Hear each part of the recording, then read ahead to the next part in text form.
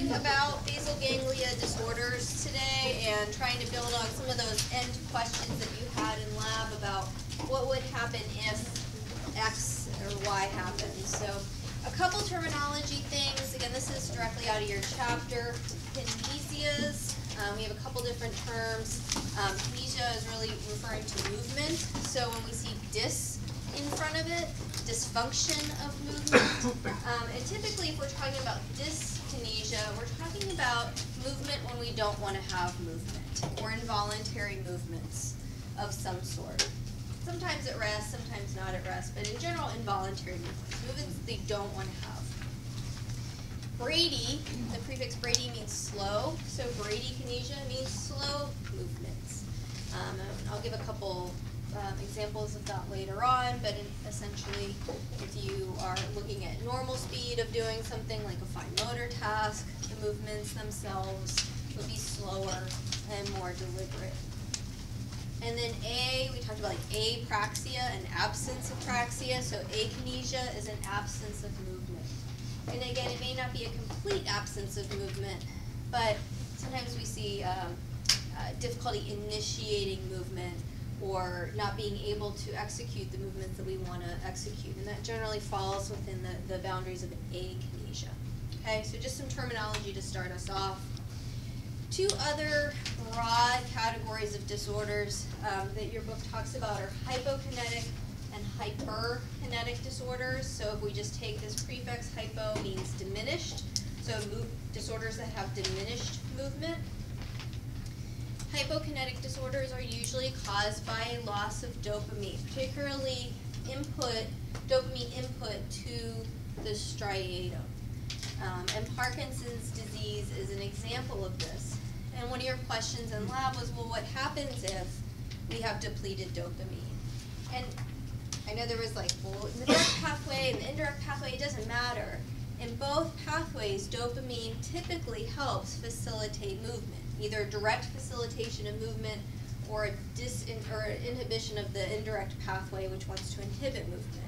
So either way, normally dopamine facilitates movement, so that the loss of dopamine typically results in a paucity or loss of movement. And in hypokinetic disorders, we see impaired initiation of movement, we see bradykinesia, or slowness of movement, and we can also see symptoms of hypertonia or rigidity. And I'll talk a little bit more about why that is later on. But again, Parkinson's disease is probably the most common example of a hypokinetic disorder. Hyperkinetic disorders look the opposite, but not really for the opposite reason. So hyperkinetic disorders are defined by excessive movement, particularly excessive involuntary movements. We're making movements when we don't want to make movements.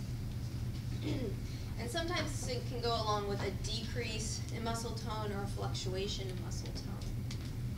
And we'll see that hyperkinetic disorders, they're not caused by too much dopamine, which would be the opposite of hypokinetic disorders. Typically, they're caused by a reduction in GABA neurons in the striatum. So we're actually losing those cells. And specifically, we tend to lose those GABAergic cells that have D2 receptors. So we don't lose all of our inhibitory neurons or GABAergic neurons. We specifically lose the ones that are associated with the indirect pathway, which are the D2 receptors. And remember, the dopamine in the indirect pathway helps to sort of release the inhibition. And so sometimes what we see in the cases like Huntington's is that excessive movement and the destruction of the caudate and the putamen can lead to a brain like this compared to a brain like this, where we actually see destruction of the structures, and that can extend into areas of the motor cortex and the prefrontal cortex as well. So we'll take a look at Huntington's disease in a minute, and I'll walk through what this looks like in terms of losing those GABAergic neurons and losing that input from the striatum as well. So we'll start with Parkinson's, which again is a hypokinetic disorder. caused by loss of dopamine because we have cells dying in the substantia nigra. So this is an example of a typical brain, midbrain area, and this would be the diminished substantia nigra seen in Parkinson's disease. In Parkinson's, we also can see a secondary loss of serotonin and norepinephrine, which leads to some of the non-traditional or non-motor symptoms of Parkinson's, which I'll talk about in a minute. But when we look at Parkinson's itself, let's forget that. What we're seeing is a loss of dopamine cells in the substantia nigra pars compacta. So we have less, this is the direct pathway, less excitation to the striatum. So again, dopamine normally excites D1 receptors in the striatum, which helps them to inhibit the GPI. So the striatum is less efficient at inhibiting the GPI. Reduced activation of the striatum causes reduced inhibition of the GPI, which means we're reducing its inhibition, which means the GPI is free to inhibit the thalamus. The thalamus can't talk to the cortex as much, and so we get reduced movement. Okay, so that's the effect of dopamine on the direct pathway, which is a reduction in movement.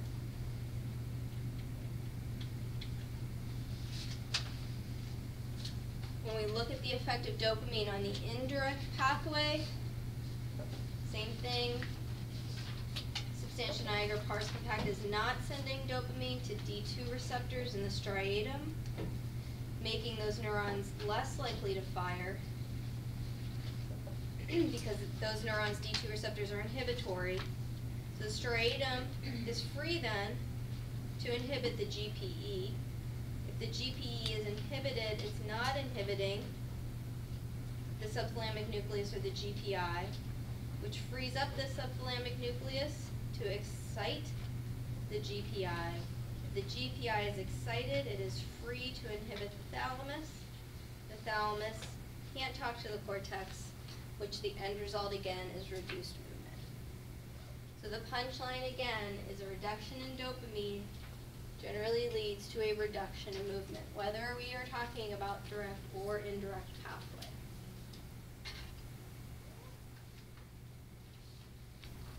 And this is just another model that you don't have to learn. It's the same thing, but degenerated D1 and D2 pathways leads to decreased excitation of the frontal cortex because we are inhibiting the thalamus. Okay, end result's the same. So again, that reduction in dopamine is going to lead to either an absence or a slowness in movement. And those really are the hallmark features of this disorder, although we do see, and often one of the first signs is a resting tremor, and we tend to see rigidity as well. So I'm going to show you a video that kind of walks you through those symptoms, what they look like, and how you would test them.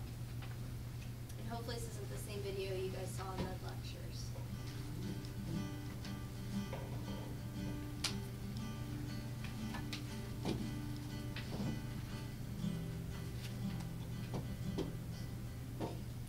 Parkinson's disease are diagnosed with the condition based on finding 3 out of 4 major features. Okay. The one that most people know about is the tremor. Parkinson's. Oh, that's that shaky disease. People with Parkinson's disease usually Don't put that on your chest. Parkinson's does. The tremor is called a resting tremor because it occurs at rest. Most patients have it in their fingers or their hands. Other parts of the body may tremor as well. Parkinson's tremor frequently affects the jaw. It may affect the feet. Very uncommon to affect the head, however. People who have a head tremor usually don't have Parkinson's. And over time, I started getting tremors, especially my left hand started first, and now I'm pretty much bilateral with my tremors. And my left side was much weaker than my right side. I also was fatigued an awful lot. And over time, I also started having difficulty speaking. I started stuttering and mispronouncing words, and that's never happened to me before. So that was shock. A second feature is slowness of movement. People with Parkinson's disease have two issues related to slowness. One is called bradykinesia. Brady means slow, kinesia means movement, so slow movements, and akinesia, or absence of movements.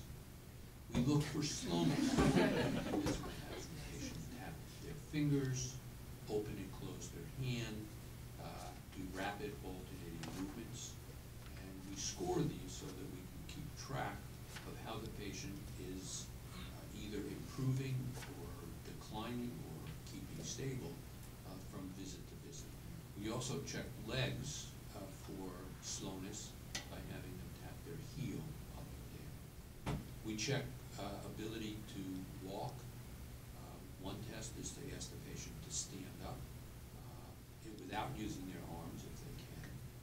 We watch them walk. We look at their posture. We look at how long their stride is from one step to the next, what their arm swing is like, how they turn, and then we check their balance by pulling them up. People with Parkinson's disease tend to move less than other people. They tend to sit in one place like a statue and not to move. As a result of that, many Parkinson's patients have a stare. They don't blink as much as other people, and sometimes they might have even a bit of drooling because they don't swallow as much as other people. Whereas most people think of Parkinson's disease as being a tremor disorder, and the tremor causes a lot of problems. In fact, tremor doesn't usually cause many problems, but slowness does. All of these sorts of things that we take for granted and that we do without thinking about, Parkinson's patients frequently have to think about and consciously plan how they're going to put on their shirt, how they're going to button. And as a result of this problem, it takes a very long time and allows them to do far fewer things in a normal day than other people do. The third feature of Parkinson's disease is something we call rigidity. I don't know if you can see, but it's a little slower in the elbow because there is some resistance to movement, and a little bit in the wrist as well. So what we call cognitive, it's a little ratchety type of sensation. Parkinson's patients generally are stiff. Very often, especially in older people, they initially blame this on arthritis. The patients may or may not feel stiff, but the doctor can feel the stiffness when they move the limbs. It can be in the neck, in the elbows, the wrists, the knees, the ankles, any place. And the fourth feature has to do with walking and posture. Parkinson's patients tend to be stooped. When they walk, they tend to be slower. They don't swing their arms. Sometimes when they walk, as the disease progresses, instead of having their heel strike the ground first, they walk on flat feet, which slows them down. When they turn, they may require several steps. Some other features that are very common in Parkinson's disease but aren't required for making the diagnosis are micrographia, which means small handwriting. People with Parkinson's disease tend to write small. The interesting thing about this is that the patients are fully aware of it. And while you think that if somebody is aware that their handwriting has gotten smaller, they can simply write larger, one of the big problems with Parkinson's that causes them to be slow is that they have difficulty doing two things at the same time. So if they concentrate on writing large, they have difficulty thinking about exactly what it is they want to write. And if they think about what they're writing, then they write small. My writing is still very small. I can write in a normal size if I think about it, but I have to be thinking about it. If I'm just writing a note to somebody or a message to myself and not thinking about it, it's very small, and then I see it later and say, ooh, it's very small. Another feature that's common in Parkinson's disease is an overactive bladder. People with Parkinson's disease tend to have to urinate more frequently than other people, and they tend to have to get there in a hurry because the bladder spasms begin that make them want to rush to the toilet, which of course is a big problem if they're slow as a result of their Parkinson's disease.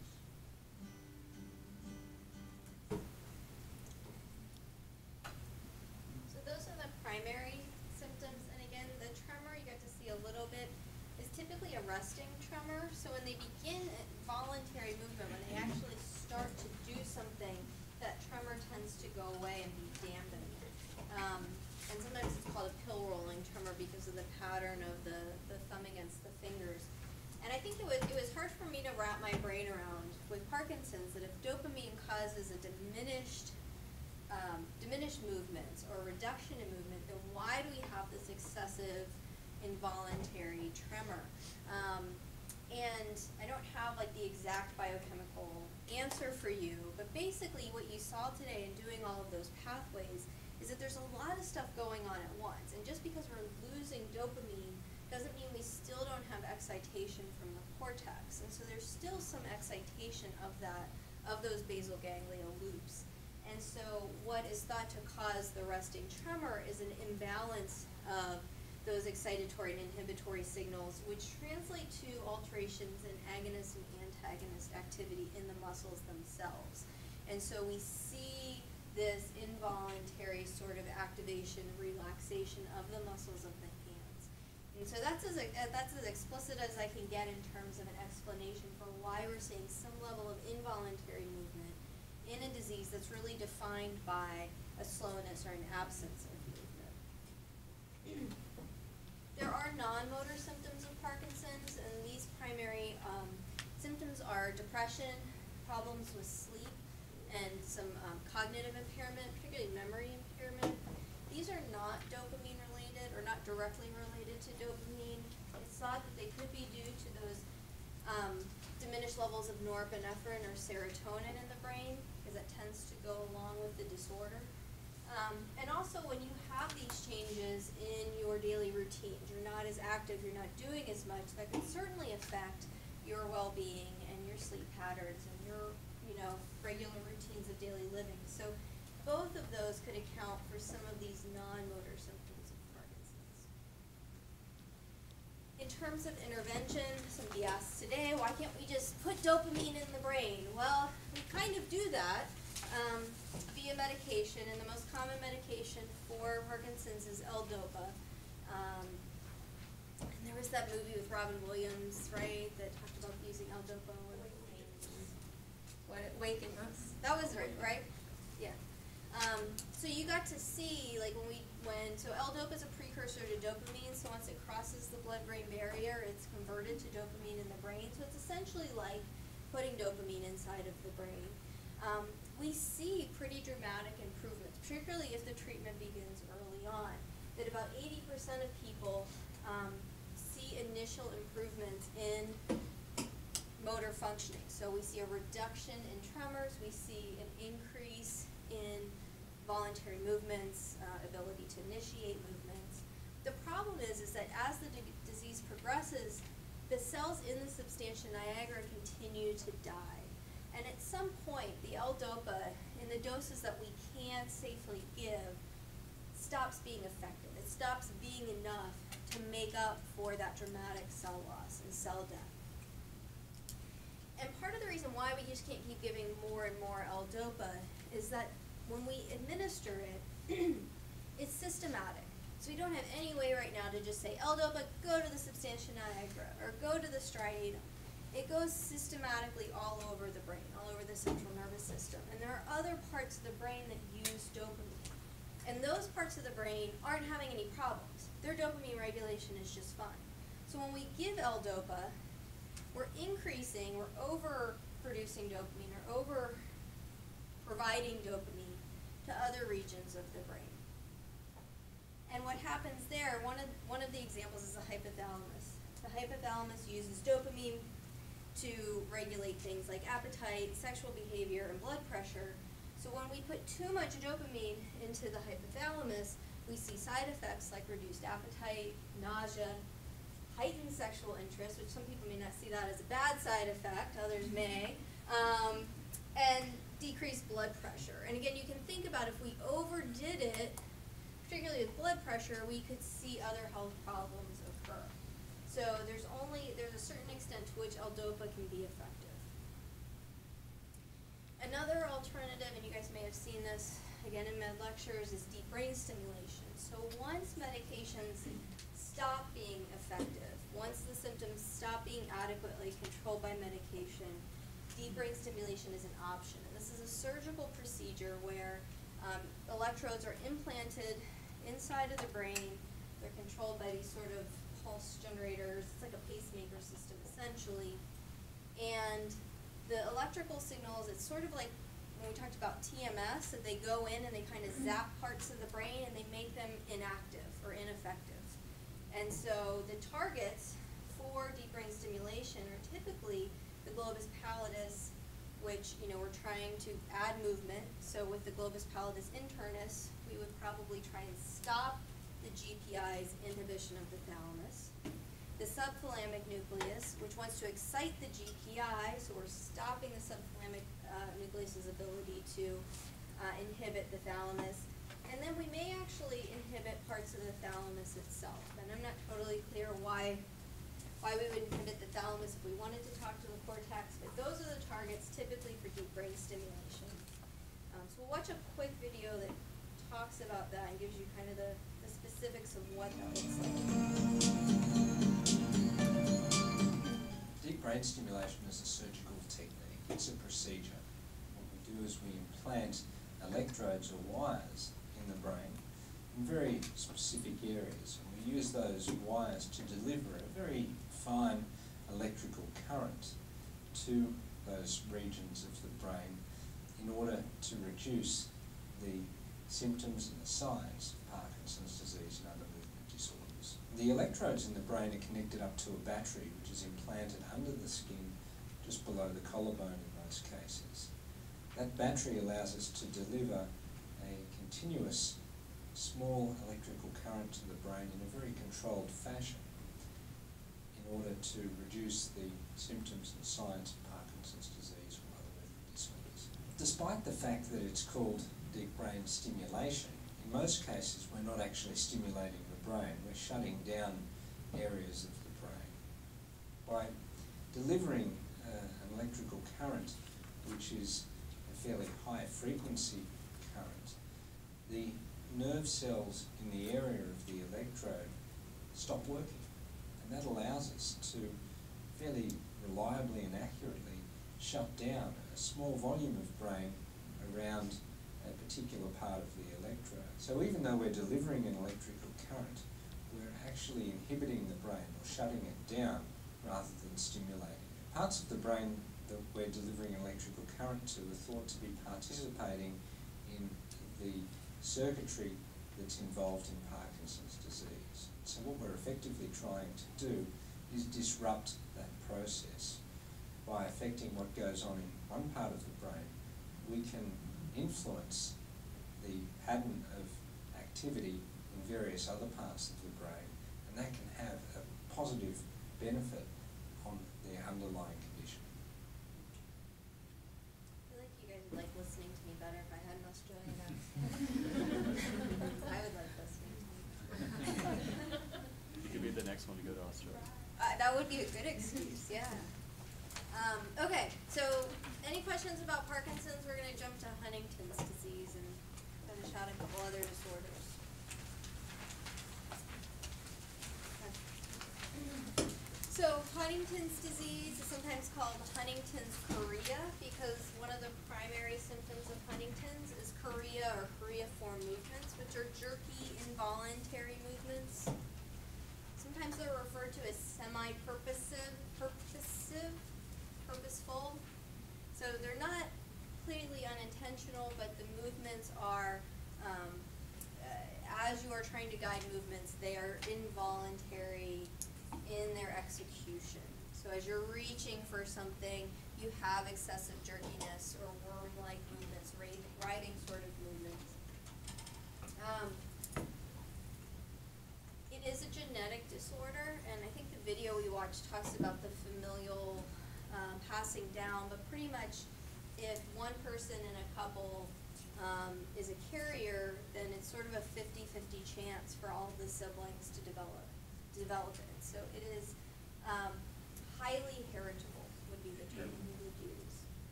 And I mentioned earlier that with hyperkinetic disorders like Huntington's disease, they're often caused by a loss of GABAergic cells in the striatum.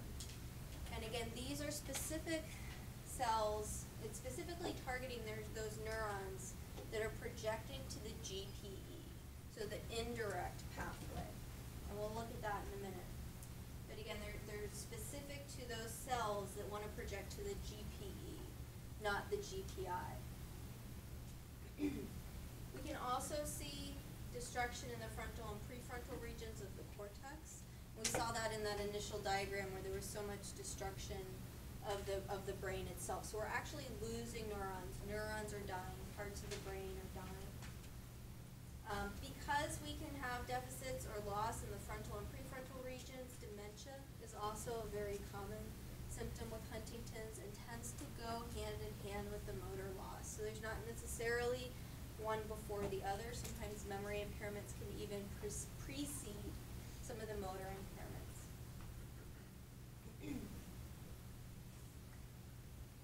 So we'll go ahead and look at a video. Oh, go ahead, Caitlin. I was just going to ask, when do you normally get diagnosed with Huntington's?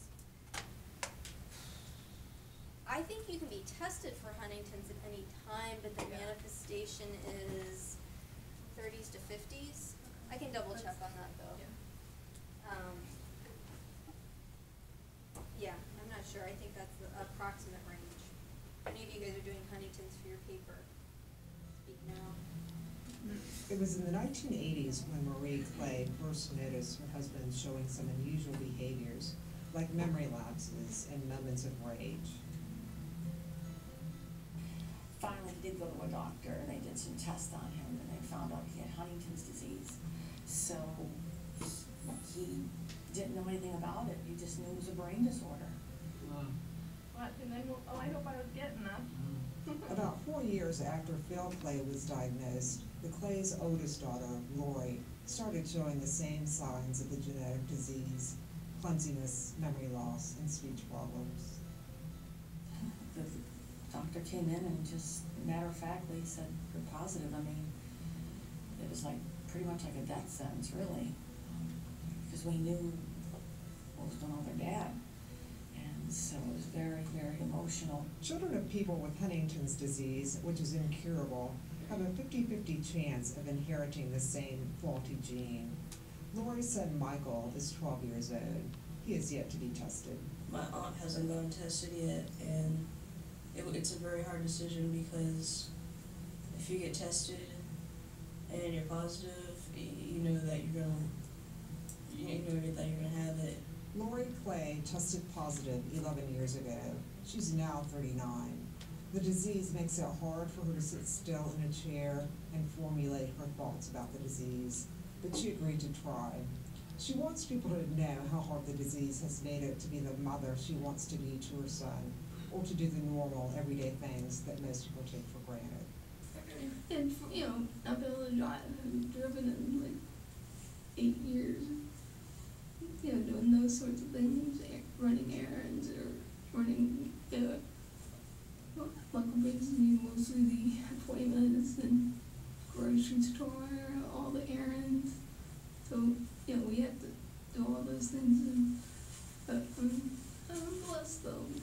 It's horrible, but I am blessed. But just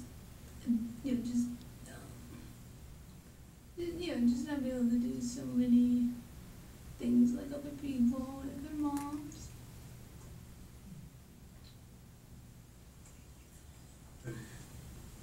It's just always been hard. It's a monster. It's a culmination of many diseases put together. I mean, it's like no other disease that mankind has ever seen, and it's a shame that so little people know about it. What? And then, oh, I hope I was getting that. And so, if we look at the pathology of Huntington's, first of all, I think there's a mistake on your handout. I caught it last night. You guys have a line here, right? Mm-hmm. Take out the line. Sorry about that.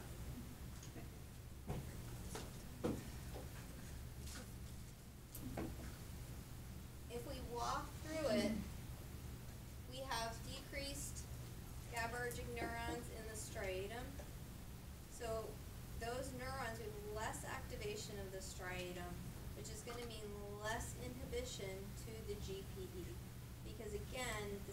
MSI here are specifically the ones going to the GPE, not the ones going to the GPI.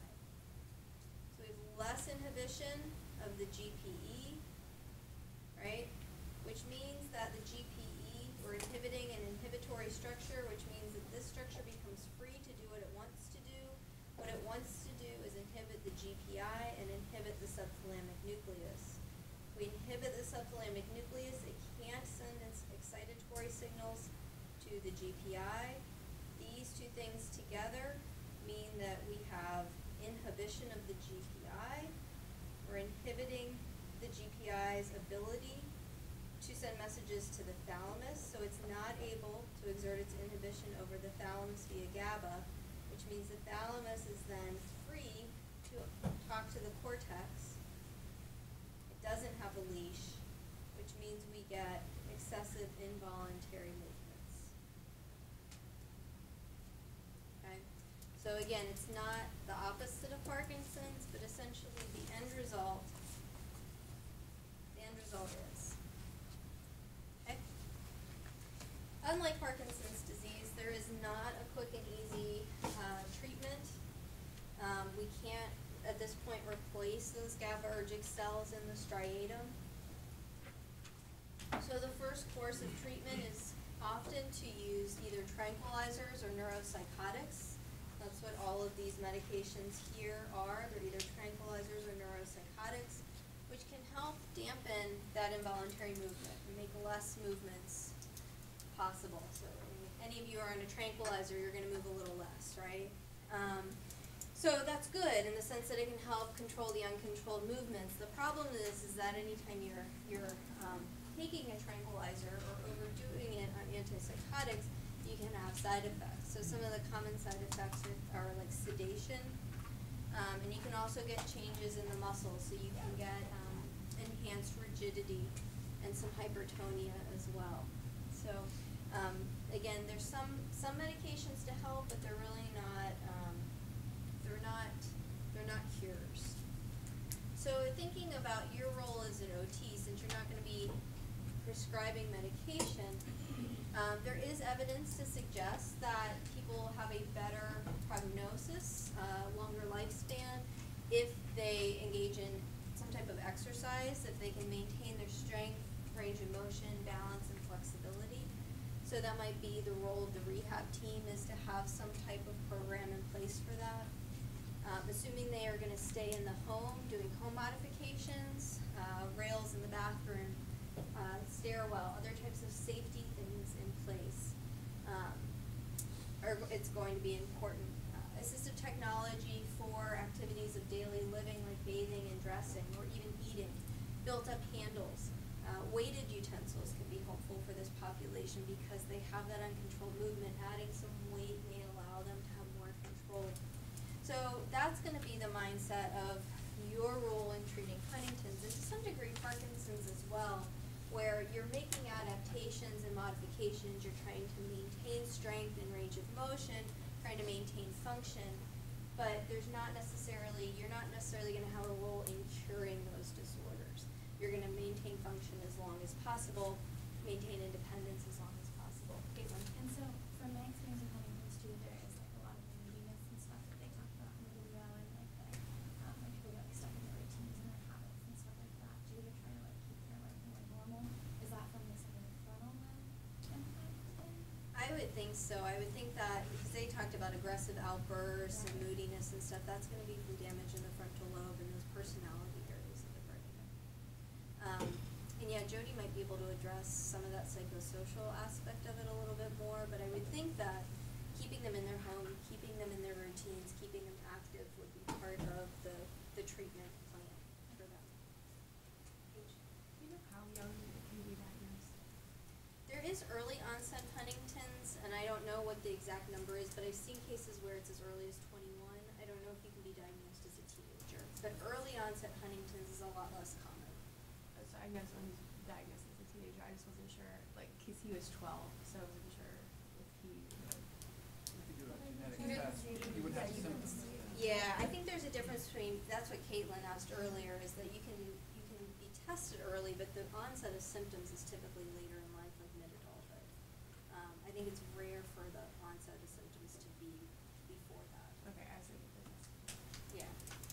Yeah, that might be in your book. You guys can't find it anywhere, but I'm sure you could find the exact figures on onset and lifespan and all of that. I don't have that in my brain right now. Deanna? I was just wondering life expectancy. Yeah. I don't know. For Parkinson's, I do know it's like, it ranges from like 2 to 37 years. Like you can have a normal lifespan. With Parkinson's, it depends on when you get diagnosed and how early you start the treatments. The earlier you start the treatments, actually the better you do. But I don't know off the top of my head for Huntington's disease. Okay, a couple more today. We might actually finish on time. Athetosis is similar to chorea in that you have involuntary movements. These tend to, rather than chorea being very jerky, athetoid movements tend to be more slow and writhing in nature. And when we talk about athetoid cerebral palsy, which is sort of your typical case of athetosis, we see this in children. So it's usually going to be due to damage to the basal ganglia that happens at or around birth. So it manifests very early in children, even in babies, these involuntary movements. So some of the features, other than just the athetoid movements, we have fluctuations in muscle tone as well. So it can be moving or fluctuating from high tone to low tone, sometimes low tone in the trunk, high tone in the extremities. And with any type of cerebral palsy, you can get a general mix of symptoms. But with athetosis, mainly the hallmark feature are these involuntary movements. And because of the involuntary movements, these kids can have difficulty with things like speaking, eating, swallowing, reaching, grasping, walking, having a normal gait, and things like that. So there's a pretty good video. I couldn't find a lot of really good videos with athetoid CP, and this is old. Wait, I'll pause it. Oh, it's not starting without me hitting play. Okay, it's old, but have you guys done bow bath techniques with Al? Have you talked about those at all? And not with Carol either, right? I don't know if you're into it in peds or adults. I think you may do it in peds, and Jane may come in to do it, but bow bath was a physical therapist. I think it was a husband and wife team actually, but you see the woman in this one. And they developed certain types of techniques for handling children with significant motor impairments. And so a lot of what she did was talked about like key points of control, so like controlling at the hips, controlling at the shoulders, like where you put your hands on kids that have these movement disorders. And then how do you facilitate normal movements? How do you facilitate extension against gravity? How do you facilitate reaching across midline? So she's kind of like a classic person. Her techniques are still used today, even though they don't always just call it bow bath techniques. But so this is an old video of her working with a kid that has athetoid CP. You can't hear it really well, but little bubbles will come up, kind of helping you to understand what she says. Bring up the beautiful screen.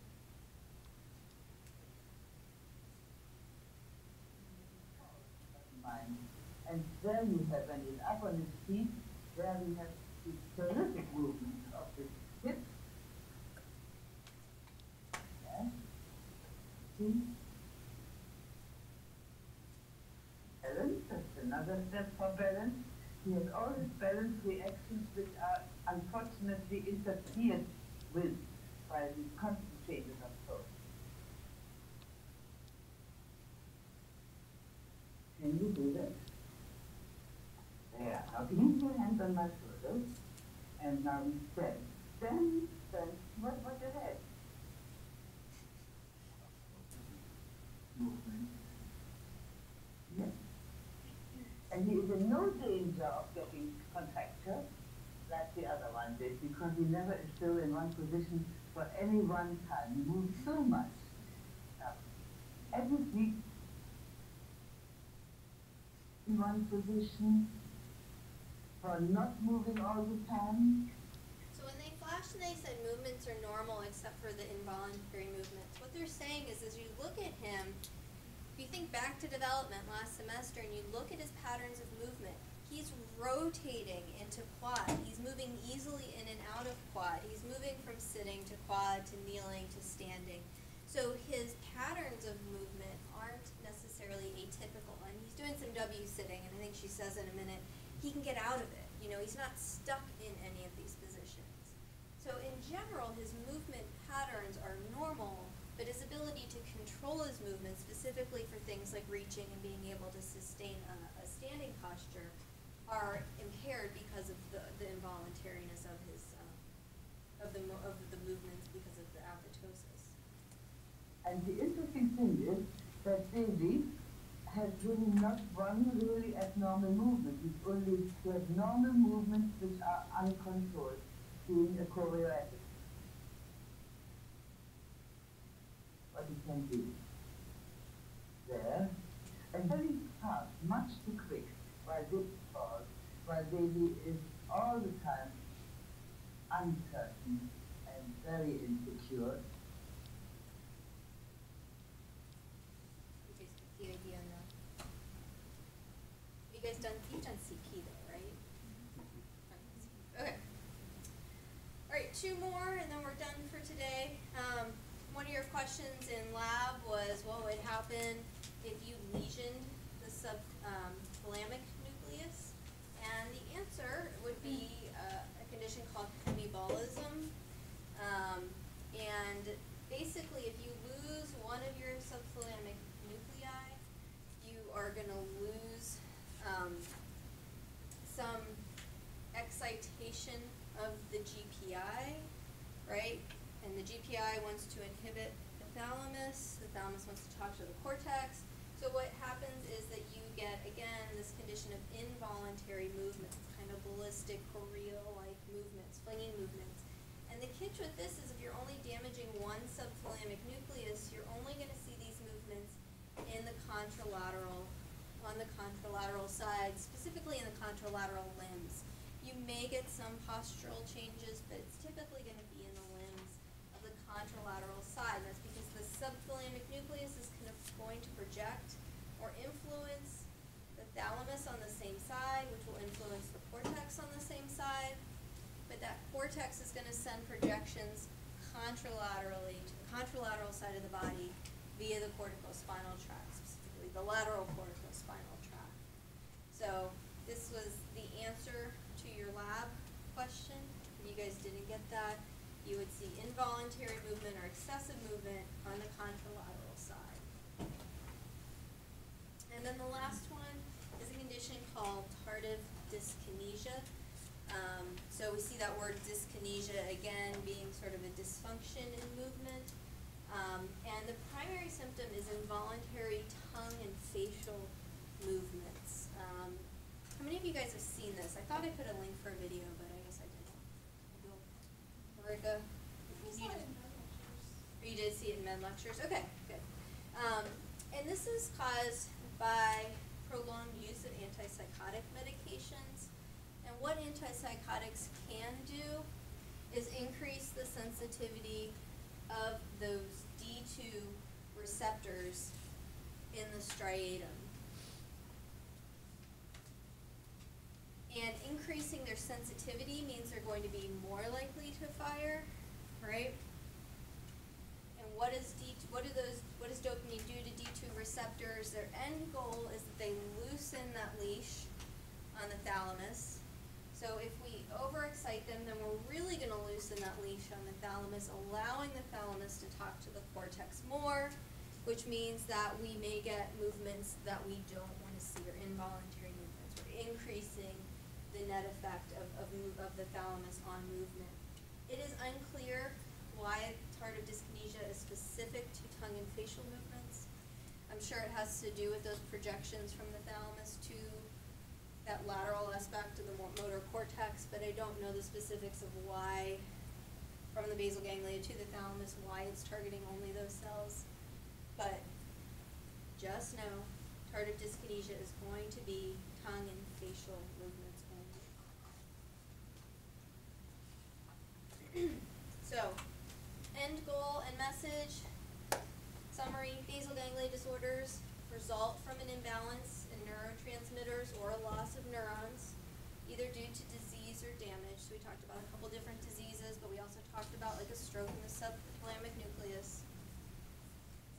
They're gonna result in deficits related to the amount and the quality of movement, to how much movement we make and the quality of what that movement looks like. And treatments for most of the conditions that we talked about are limited, and our role is primarily going to be to maintain function or enhance function, either through therapeutic activities like exercise and range of motion, or through environmental supports and adaptations. Questions, concerns, ponderings? One quick thing, as I was grading your tests, and I didn't mark off for this, but I just want to clarify it. For the lateral corticospinal tract, some of the people that put that for the bonus question was if you had put lateral corticospinal tract, and I said, what's the function of this tract? There was a tendency to put either in parentheses or as your answer like fine motor control. And the better answer is that the lateral corticospinal tract helps or helps with voluntary control of distal muscles. So that's our limbs, right? But it's not just fine motor, because it's going to be innervating muscles that synapse in the upper arm and the upper leg as well. So I think there's just, when we talk about distal muscles, brains automatically are thinking that's just fine motor control. But the better answer is distal motor control. Does that make sense? So I didn't mark off for that, but I wanted to clarify that for future. Okay. No other questions? Great. Well, then let's meet back here at 2. Are you guys okay staying here? Is that just easier? Okay, so 2 o'clock we'll get started. I forgot to make any